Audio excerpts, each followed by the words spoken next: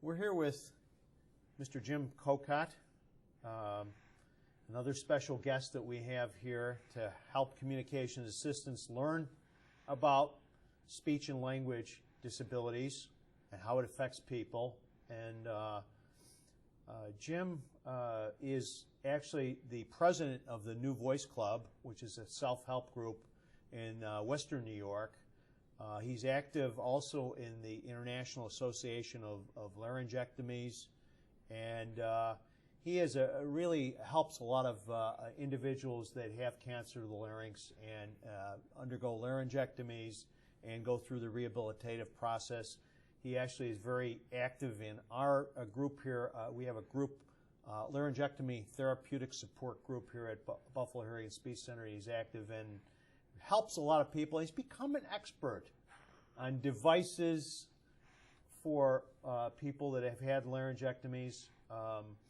He knows an awful lot about it, and welcome, Jim. Thank you, Joe.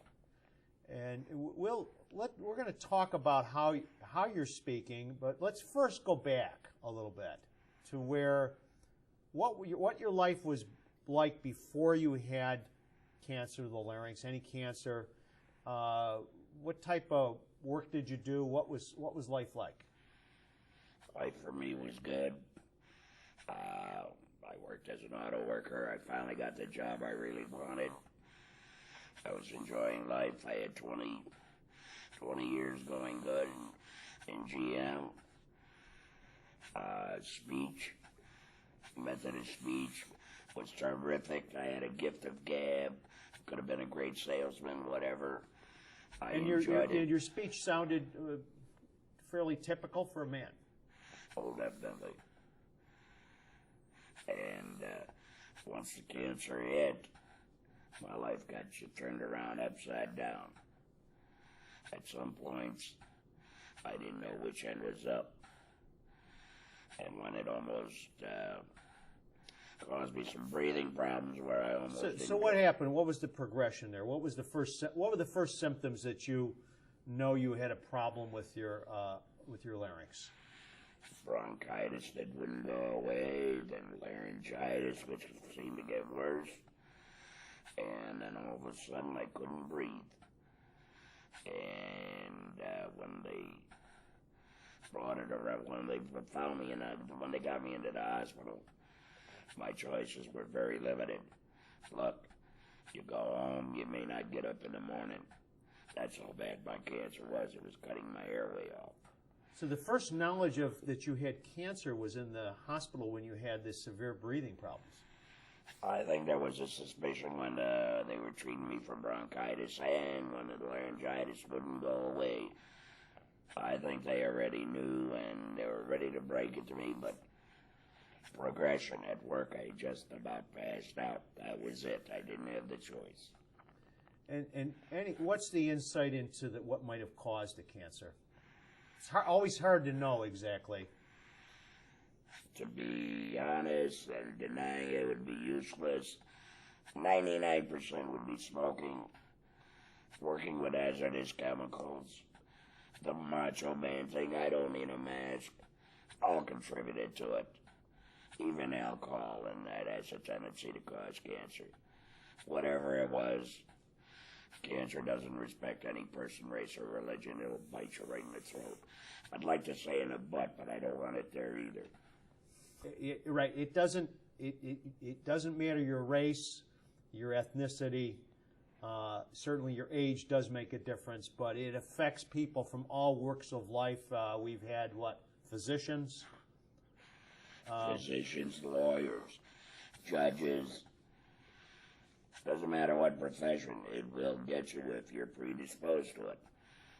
Doing some of the things I mentioned, like maybe working with drywall does, no mask, painting with chemicals, harsh chemicals, all of it contributes.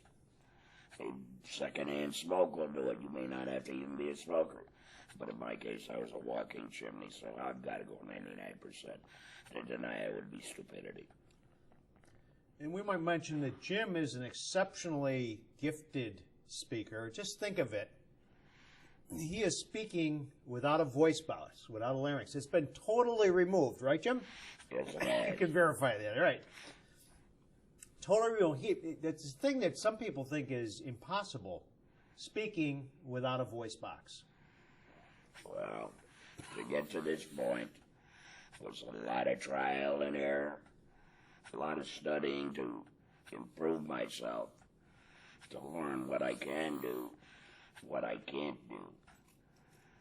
The thing is, there's a lot of progression, there's a lot of devices, there's many, many ways to speak, but it all comes down to what did your surgeon have to deal with, what is left, and how much do you really want to talk.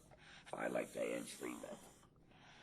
Right now I'm a little weak, and I speak with a tracheoesophageal puncture with a Blumsinger Advantage prosthesis, a 2.0 install. So sometimes we do partial, we could save part of the larynx and still keep a more typical voice because at least one of the vocal folds is in.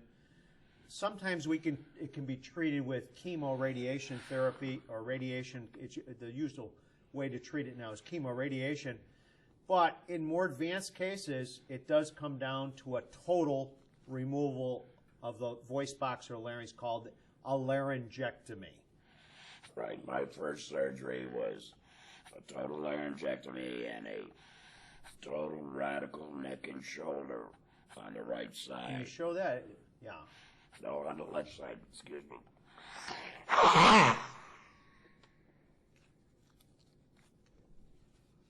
And then we have coughing. This isn't actually instructive for our audience, Jim. You might think whatever. It isn't. It's a break here, but it's all right. They're going to hear people coughing like that during the call. And they have to know what this is and what's going on. So, and you did try esophageal speech. Yes, but I wasn't very, very good at it, and to this day I still am not. Can you produce any sound with that? I'll try. He's going to try. It's very rough.